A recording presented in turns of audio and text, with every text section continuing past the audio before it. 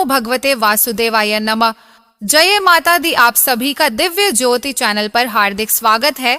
आज हम शर्तिला एकादशी व्रत कथा को श्रवण करेंगे।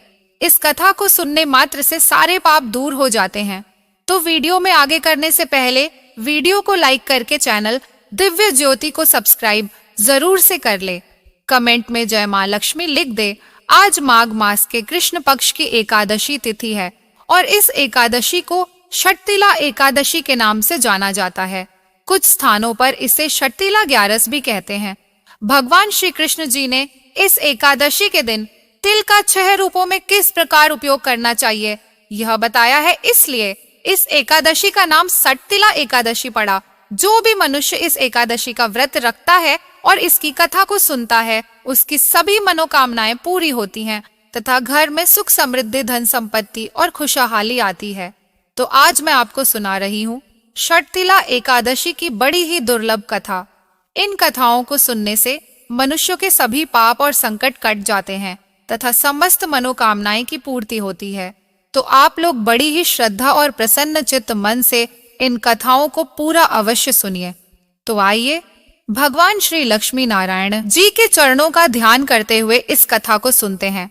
एक बार नारद मुनि ने भगवान श्री हरि से शर्तिला एकादशी का महात्म्य पूछा। वे बोले, हे प्रभु, आप मेरा प्रणाम स्वीकार करें। शर्तिला एकादशी के उपवास का क्या पुण्य है, उसकी क्या कथा है, कृपा कर मुझसे कहिए। नारद जी की प्रार्थना सुन भगवान श्री हरि जी ने कहा, हे नारद, मैं तुम्हें प्रत्यक्ष देखा, सत्य वृतांत सुनाता हूँ, ध्यान पूर्वक इसका श्रवण करो। बहुत पहले मृत्यु लोक में एक ब्राह्मणी रहती थी। वह सदा व्रत उपवास किया करती थी। एक बार वह 1 मास तक उपवास करती रही। इससे उसका शरीर बहुत कमजोर हो गया। वह अत्यंत बुद्धिमान थी, फिर भी उसने कभी भी देवताओं और ब्राह्मणों के निमित्त अन्न आदि का दान नहीं किया। मैंने चिंतन किया कि इस ब्राह्मणी ने उपवास आदि से अपना शरीर तो पवित्र कर लिया है तथा इसको वैकुंठ लोक की प्राप्ति हो जाएगी, किंतु इसने कभी अन्न दान नहीं किया है। अन्न के बिना जीव की तृप्ति होना कठिन है। ऐसा चिंतन करके मैं मृत्यु लोक में गया और उस ब्राह्मणी से अन्न की भिक्षा मांगी। इस पर उस ब्राह्मणी ने कहा, हे योगी राज, आप यहाँ किस लिए पधारे हैं? मैंने कहा, मुझे भिक्षा चाहिए। इस पर उसने मुझे एक मिट्टी का पिंड दे दिया। मैं उस पिंड को लेकर स्वर्ग लौट आया। कुछ समय व्यतीत होने पर वह ब्राह्मणी शरीर त्याग कर स्वर्ग आई। मिट्टी के पिंड के प्रभाव से उसे जंगा जंगा एक आम वृक्ष सहित घर मिला, किंतु उसने उस घर को अन्य वस्तुओं से खाली पाया। वह घबराई हुई मेरे पास आई और बोली, हे प्रभु, मैंने अनेक व्रत आदि से आपका पूजन किया है, किंतु फिर भी मेरा घर वस्तुओं से रिक्त है। इसका क्या कारण है? मैंने कहा, तुम अपने घर जाओ और जब देव स्त्रियां तुम्हें देखने आए तब तुम उनसे शर्तिला एकादशी व्रत का महात्म्य और उसका विधान पूछना। जब तक वह ना बताएं तब तक तुम द्वार नहीं खोलना। प्रभु के ऐसे वचन सुनकर वह अपने घर गई और जब देव स्त्रियां आई और द्वार खोलने के लिए कहने लगी, तब उस ब्राह्मणी ने कहा, यदि आप मुझे देखने आई हैं तो पहले मुझे शर्तिला एकादशी का महात्म्य बताइए। तब उनमें से एक देव स्त्री ने कहा, यदि तुम्हारी यही इच्छा है तो ध्यान पूर्वक श्रवण करो। मैं तुमसे एकादशी व्रत और उसका महात्म्य विधान सहित कहती हूँ। जब उस देव स्त्री ने शर्तिला एकादशी का महात्म्य सुना दिया, तब उस ब्राह्मणी ने द्वार खोल दिया। देव स्त्रियों ने ब्राह्मणी को सब स्त्रियों से अलग पाया। उस ब्राह्मणी ने भी देव स्त्रियों के कहे अनुसार शर्तिला एकादशी का उपवास किया और उसके प्रभाव से उसका घर धन्य धान से भर गया।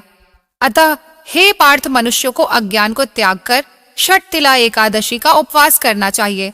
इस एकादशी व्रत के करने वाले को जन्म जन्म की निरोग होता प्राप्त होती है, यानी वह व्यक्ति कभी रोगी नहीं होता। इस प्रकार उपवास से मनुष्य के सभी पाप नष्ट हो जाते हैं। इसके बाद श्री कृष्ण जी कहते हैं, अन्न तिल आदि दान करने से धन्य धान में बढ़ोतरी होती है। इससे यह भी सिद्ध होता है कि मनुष्य जो जो और जैसा दान करता है, शरीर त्यागने के बाद उसे फल भी वैसा ही प्राप्त होता है। अतः धार्मिक कृत्यों के साथ साथ हमें दान आदि अवश्य करना चाहिए। इस प्रकार भगवान श्री कृष्ण जी के श्रीमुख से एकादश यों का महात्म्य सुनकर श्रद्धा पूर्वक उन्हें प्रणाम करते हुए अर्जुन ने कहा, हे केशव, आपके श्रीमुख से एकादश यों की कथाएं सुनकर मुझे असीम आनंद की प्राप्ति हुई है। हे मधुसूदन, कृपा कर अन्य एकादश यों का महत्म सुनाने की भी अनुकंपा करें। हे अर्जुन, अब मैं माघ मास के कृष्ण पक्ष की षटतिला एकादशी व्रत का महात्म्य सुनाता हूँ। इसे ध्यान पूर्वक सुनो। एक बार दलभारत ऊर्वशी से पूछा, हे ऋषि श्रेष्ठ मनुष्य, मृत्यु लोक में ब्रह्म हत्या आदि महापाप करते हैं और दूसरों के धन की चोरी तथा दूसरों की उन्नति देखकर ईर्ष्या आदि करते हैं। ऐसे महान पाप मनुष्य क्रोध, ईर्ष्या, आवेग और मूर्खता वश करते हैं और बाद में शोक करते हैं कि हाय, हमने यह क्या किया। हे महामुनि, ऐसे मनुष्यों को नरक से बचाने का क्या उपाय है? कोई ऐसा उपाय बताने की कृपा करें जिससे ऐसे मनुष्यों को नरक से बचाया जा सके, अर्थात उन्हें नरक की प्राप्ति न हो। ऐसा कौन सा दान पुण्य है जिसके प्रभाव से नरक की यातना हो से बचा जा सकता है? इन सभी प्रश्नों का हल आप कृपा पूर्वक बताइए। दलभारत सुन पुलस्त्य गण प्रश्न किया है। इससे संसार में मनुष्यों का बहुत लाभ होगा। जिस रहस्य को इंद्र आदि देवता भी नहीं जानते, वह रहस्य मैं आपको अवश्य ही बताऊंगा।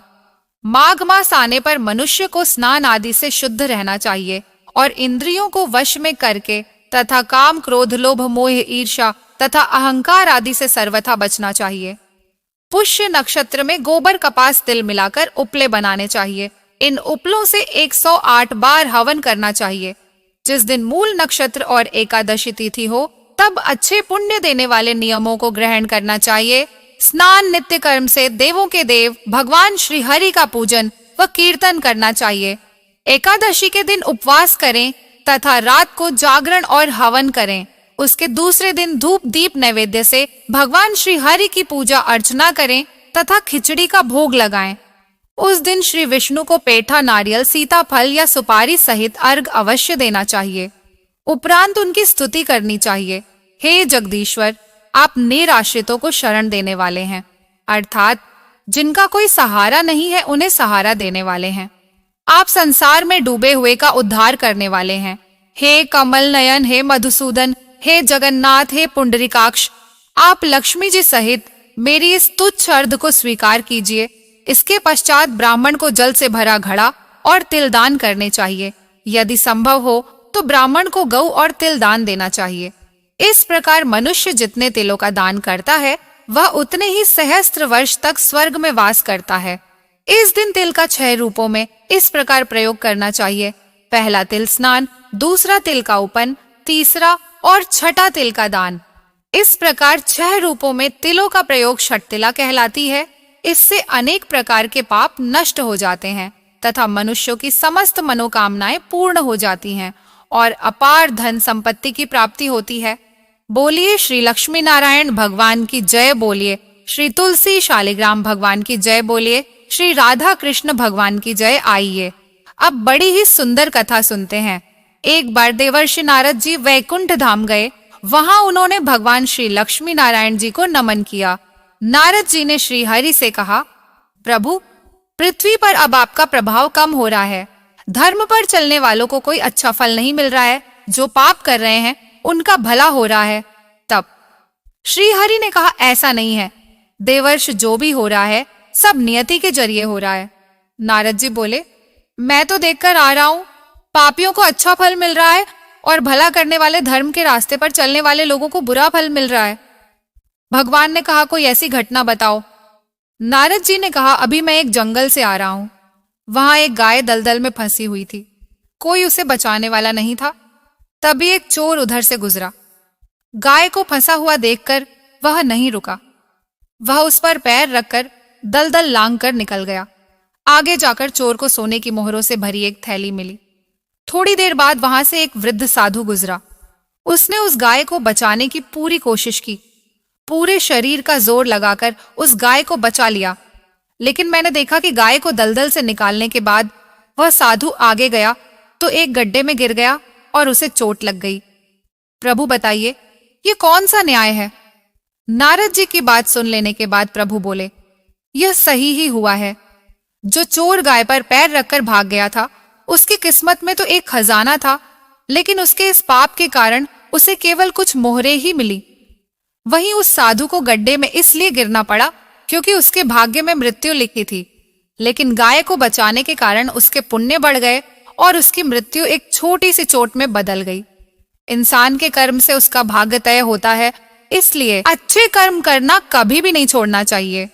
यह सुनकर नारद जी बहुत प्रसन्न हुए और भगवान श्री लक्ष्मी नारायण जी की जय जयकार करते हुए वैकुंठ से चल दिए। बोलिए श्री लक्ष्मी नारायण भगवान की जय। आइए अब बड़े ही प्रेम से एकादशी माता की कथा को सुनते हैं।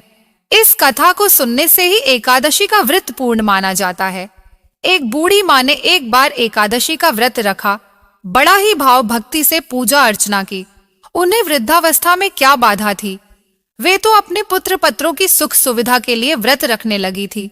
वे दिन भर तो जरा कठोर मन करके अपनी प्यास को रोके रही। दिन में पूजा पाठ किया, कथा सुनी और पंडित जी को मिट्टी के पात्र में भरकर पानी और रतुफल दान में दिए। दोना भर भर के बूरा शक्कर वितरण किया। उन्हें गर्मी के कारण बहुत बेचैनी हो रही थी, इस कारण से बड़ी देर तक पानी में पड़ी रही और पानी के कुल्ला करती रही, मुंह धोती रही। तब कहीं थोड़ा बहुत धैर्य बंद पाया। धूप तो तेज पड़ ही रही थी, इस कारण बार बार मुंह सूख रहा था। बूढ़ी माँ बहुत बेचैन हो रही थी। एक बुढ़ापा और दूसरा यह भयंकर गर्मी। वृद्धावस्था की स्थिति तो कुछ दूसरी ही प्रकार की होती है। जैसे जैसे रो धो के दिन कट पाया। अब पहाड़ सी रात सामने थी, उसका कटना बड़ा ही कठिन दिखाई दे रहा था। खटिया पर पड़े शांति नहीं मिल रही थी। वे बार बार करवट बदल रही थी। अनेक बार वे बाहर जाती और भीतर आती, उन्हें घर के अंदर शांति नहीं थी। वे पड़ी पड़ी एकादशी माता का स्मरण करती रही। वे कहती रही कि हे माता जी, आप मेरी लाज रखिएगा, आप ही मुझे शक्ति दे दीजिएगा, जिससे मैं भली भांति आपका व्रत कर सकूं और यह पहाड़ सी रात शांतिपूर्वक व्यतीत हो सके। प्यास के कारण बूढ़ी माँ की बेचैनी तो बढ़ ही रही थी। उन्होंने धैर्य रखने का बहुत प्रयास किया, किंतु सहनशीलता की सीमा टूट गई और वे घबराकर एकदम चिल्ला पड़ी। बोली कि बचाओ बचाओ। अम्मा का चिल्लाना सुनकर परिवार भर के नर नारी, बच्चे और पड़ोसी एकत्रित होकर बूढ़ी अम्मा की खटिया के समीप पहुंच गए। सबने पूछा कि अम्मा जी, आपको क्या हुआ? आप क्यों चिल्ला रही हैं? आप इस वृद्धावस्था में ये कठिन व्रत क्यों कर रही हैं? अम्मा जी, शक्ति से ही भक्ति होती है। थोड़ी ही देर में वे फिर से बोली कि अरे, हमारे तो प्राण ही निकले जा रहे हैं। मेरी छाती पर ठंडे पानी का घड़ा रख दीजिए। नातिया ने दादी की छाती पर ठंडे पानी का पात्र रख दिया। तब कहीं उन्हें थोड़ा बहुत आराम मिला और थोड़ी देर के लिए उन्होंने अपनी आंखें बंद कर ली। एकादशी माता ने सोचा कि यह बूढ़ी अम्मा है तो बहुत कठोर, जरा जाकर उसकी परीक्षा लेना चाहिए। वे आधी रात को मुर्गा बनकर टेर लगाने लगी। मुर्गा की आवाज सुनकर दादी जल्दी से उठी और बाहर जाकर आसमान न की ओर देखा, किंतु आसमान में कहीं उन्हें प्रातकालीन तारा दिखाई नहीं दिया। वे सोचने लगी कि यह मुर्गा क्यों और कैसे बोल गया। उन्हें प्यास तो लगी रही थी। थोड़ा बहुत उनका मन भी विचलित होने लगा था, किंतु अंत में उन्होंने दृढ़ निश्चय किया कि मैं अब व्रत को पूर्ण करके ही छोड़ूंगी, चाहे भले ही मेरे प्राण निकल जाएं। यह सोचकर फिर वे खटिया पर शिथिल होकर लेट गई। थोड़ी ही देर में एकादशी माता ने उनकी फिर से परीक्षा लेनी चाहिए। एक छोटी सी बालिका एक गिलास में शरबत लेकर उनके सिरहाने खड़ी हो गई और जोर से बोली कि दादी जी, सवेरा हो गया है, आप हाथ मुंह धोकर शरबत पी लीजिए। पहले तो शरबत का गिलास देखकर उनका मन ललचान लगा, किंतु अचानक व्रत का स्मरण हो आया और उन्होंने सोचा कि मैं किसी भी प्रकार से अभी शरबत नहीं पी सकती हूँ, और वे शांतिपूर्वक अपनी खटिया पर लेट गई।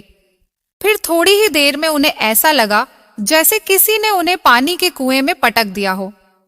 वे बड़ी देर तक उस कुएं में हाथ पांव चलाती रहीं, किंतु उन्होंने अपने मुंह में पानी की एक बूंद भी नहीं जाने दी और वे दृढ़तापूर्वक अपना व्रत पालती रही। थोड़ी ही देर में न जाने कहां से सामने आग जलने लगी, जिससे भारी गर्मी बढ़ने लगी। प्यास के कारण प्राण निकलने लगे, किंतु बूढ़ी अम्मा कुछ भी नहीं बिगाड़ पाया। वे जहां की तहां मुस्कुराती हुई सी बैठी रही। थोड़ी ही देर में बाहर प्रकाश दिखाई देने लगा। ऐसा लगा कि जैसे सवेरा हो गया हो। बूढ़ी अम्मा ने जब बाहर निकलकर देखा तो समझ गई कि अभी सवेरा होने में 3-4 घंटे की देरी है। यह जानकर वे शांतिपूर्वक इधर उधर घूमने फिरने लगी। एकादशी माता यह बात अच्छी तरह से समझ गई कि यह बूढ़ी अम्मा किसी भी प्रकार से अपने ने व्रत से नहीं टल सकती हैं। वे उनके सत्य व्रत को अच्छी तरह से समझ गई। सवेरा होते ही बूढ़ी माता ने स्नान किया, भगवान का पूजन पाठ किया, एकादशी माता की कथा सुनी, ब्राह्मणों को दक्षिणा देकर भोजन कराया, तब कहीं उन्होंने जल ग्रहण किया। कन्याओं को भोजन कराने के बाद अम्मा ने स्वयं भोजन किया। उस श्रेष्ठ व्रत के प्रताप से बूढ़ी अम्मा की आयु में वृद्धि हो गई। उनका घर परिवार हरा भरा हो गया। घर में अब उनके कोई अभाव नहीं रहा। वे हर तरह के सुख साधनों से संपन्न हो गई। नाती नातिन से उनका घर भर गया और वे उसी दिन से 12 महीने की एकादशी का व्रत करने लगी। एकादशी माता के व्रत के प्रताप से इस संसार में हर प्रकार के सुख भोग कर अंत में वैकुंठ धाम को चली गई। जैसे एकादशी माता ने बूढ़ी माता और उनके परिवार को हरा भरा किया, ऐसे ही एकादशी माता हम सभी की मनोकामनाओं को पूर्ण करें। बोलिए श्री लक्ष्मी नारायण भगवान की जय। आइए अब बड़ी ही श्रद्धा और प्रसन्न चित्त मन से इस मनोकामना को पूरी करने वाली कथा को सुनते हैं। एक संत बरसाने में रहते थे और हर रोज सुबह उठकर यमुना जी में स्नान करके राधा जी के दर्शन करने जाया करते थे। यह नियम हर रोज का था। जब तक राधा रानी के दर्शन नहीं कर लेते थे तब तक जल भी ग्रहण नहीं करते थे। दर्शन करते करते तकरीबन उनकी उम्र 80 वर्ष की हो गई। वे संत रोज की तरह सुबह उठे और यमुना में स्नान किया और राधा रानी के दर्शन को चले गए। मंदिर के पट खुले और राधा रानी के दर्शन करने लगे। दर्शन करते करते संत के मन में भाव आया कि मुझे राधा रानी के दर्शन करते करते आज 80 वर्ष हो गए, लेकिन आज तक राधा रानी को कोई भी वस्त्र नहीं चढ़ाया। लोग राधा रानी के लिए कोई नारियल लाता है, कोई चुनरिया लाता है, कोई चूड़ी लाता है, कोई बिंदी लाता है, कोई साड़ी लाता है, कोई लहंगा चुनरिया लाता है, लेकिन मैंने तो आज तक कुछ भी नहीं चढ़ाया है।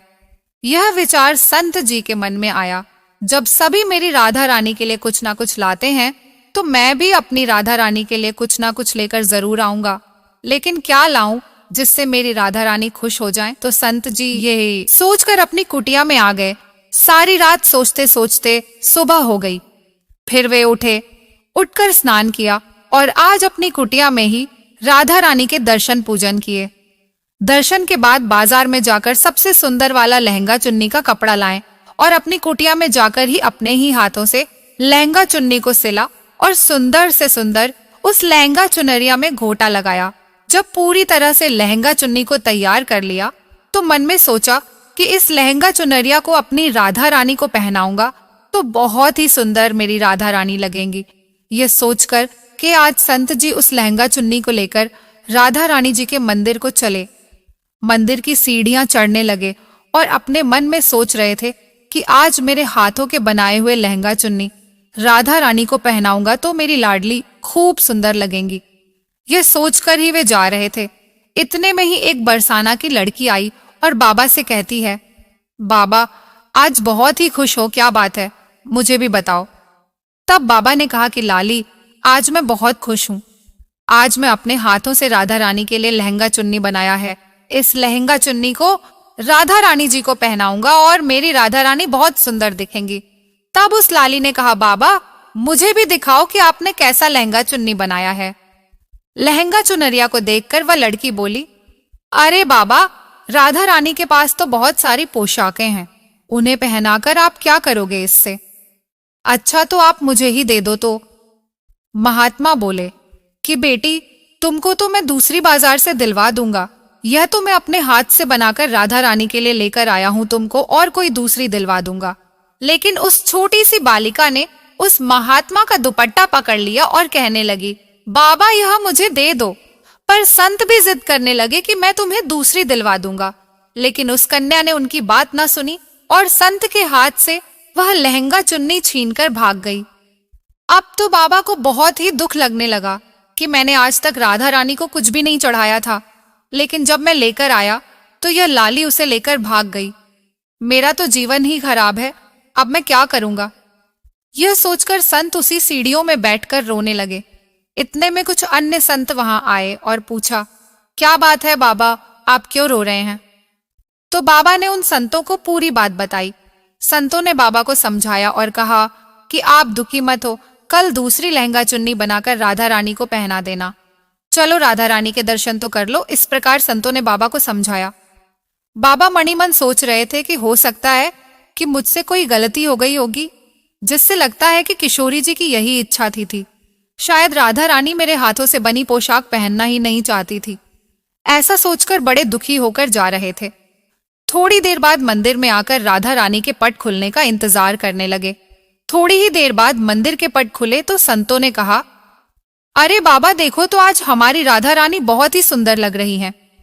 संतों की बात सुनकर जैसे ही बाबा ने अपना सिर उठाकर देखा तो जो लहंगा चुन्नी बाबा अपने हाथों से बनाकर लाए थे वही आज राधा रानी ने पहना था। बाबा बहुत ही खुश हो गए और राधा रानी से कहा, हे राधा रानी, आपको इतना भी सब्र नहीं रहा?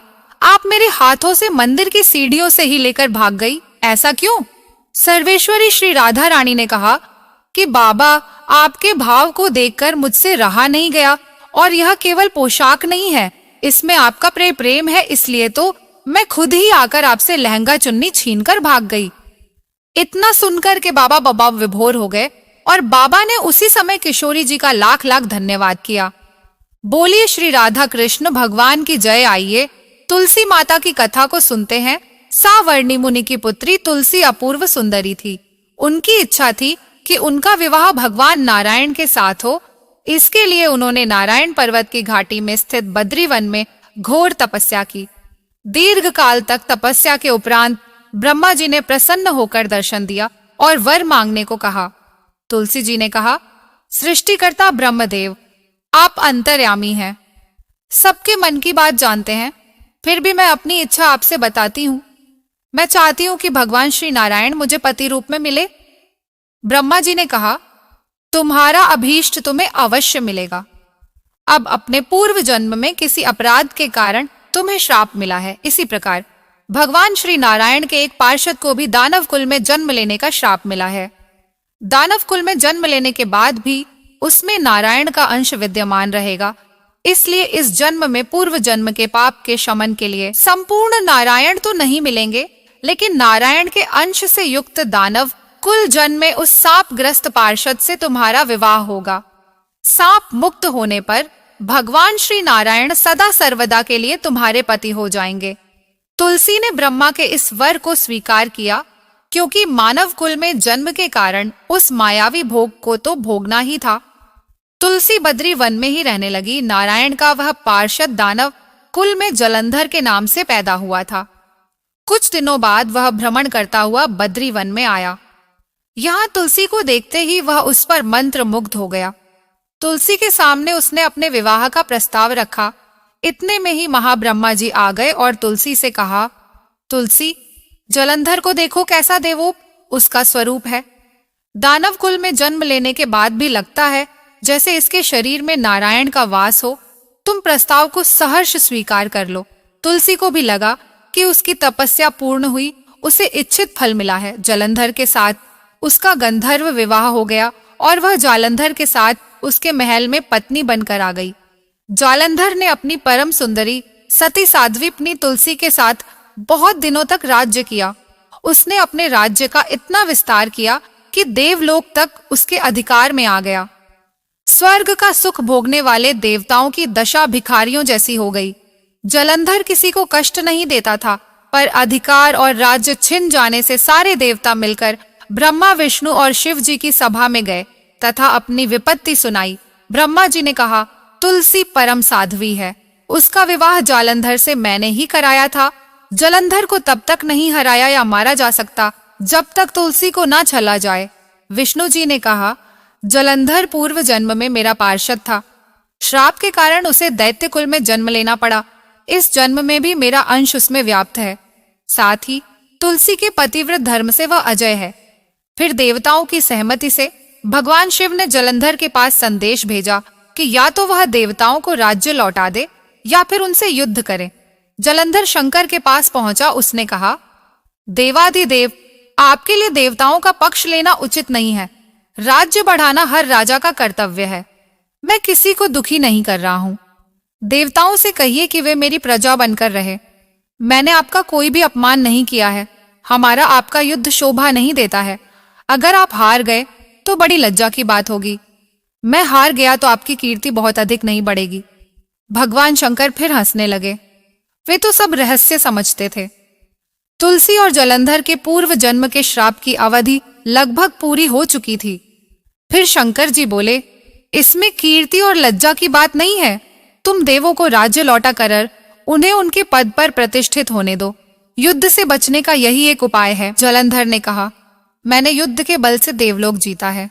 कोई उसे युद्ध के द्वारा ही वापस ले सकता है। यह मेरा अंतिम उत्तर है।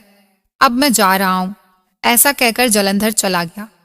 उसने अपनी पत्नी तुलसी को सारी बातें बताई और कहा, कर्म भोग सब काल सूत्र में बंधा है। जीवन में हर्ष, शोक, भय, सुख, दुख, मंगल अमंगल काल के अधीन है। हम तो केवल निमित्त हैं। संभव है भगवान शिव देवों का पक्ष लेकर मुझसे युद्ध करें। तुम चिंता मत करना, तुम्हारा सती तेज मेरी रक्षा करेगा। दूसरे दिन भगवान शंकर के नेतृत्व में देवताओं ने युद्ध छेड़ दिया। जलंधर ने भीषण बाणों की वर्षा कर उनका वेग रोका। उसके प्रहार से देवता डगमगाने लगे। उसने दानवी शक्ति का प्रयोग कर मायावी युद्ध आरंभ किया।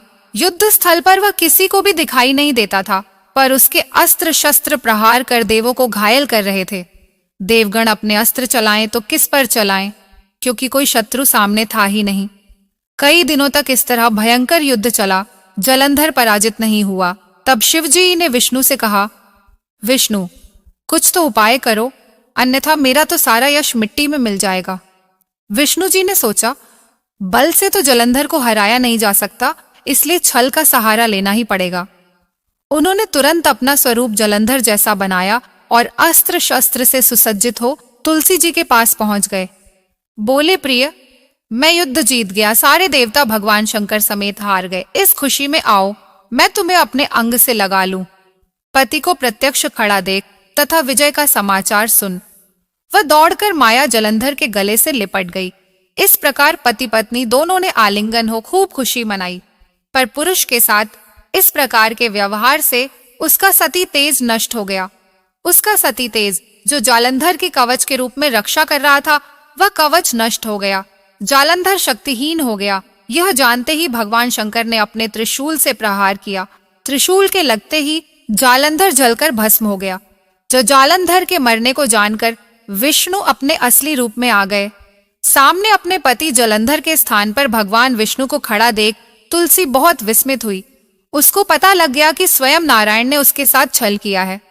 क्रोध में आकर तुलसी जी ने श्राप दिया, एक सती स्त्री का सतीत्व भंग करने के अपराध में तुम हृदयहीन पत्थर हो जाओ।